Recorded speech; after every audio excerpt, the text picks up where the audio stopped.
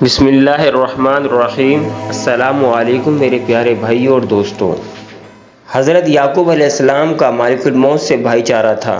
ایک دن مالک الموت حاضر ہوئے تو حضرت یعقوب علیہ السلام سے پوچھا، تم ملاقات کے لیے آئے ہو یا روح قبض کرنے کو؟ اسرائیل علیہ السلام نے کہا، صرف ملاقات کے لیے آیا ہوں۔ حضرت یعقوب علیہ السلام نے فرمایا، مجھے ایک بات کہنی ہے۔ مالک الموت بولے، کہیے کون سی بات ہے؟ حضرت یعقوب علیہ السلام نے فرمایا، جب میری موت کا وقت قریب آ جائے اور تم روح قبض کرنے کو آنے والے ہو تو مجھے پہلے سے آگاہ کر دینا۔ مالک الموت نے کہا، آپ کے پاس آنے سے پہلے 2-3 قاصد بھیجوں گا۔ جب حضرت یعقوب علیہ السلام کا آخری وقت آیا اور مالک الموت روح قبض کرنے کو پہنچے تو آپ نے کہا، تم نے وعدہ کیا تھا کہ اپنے آنے سے پہلے قاصد بھیجوں گا۔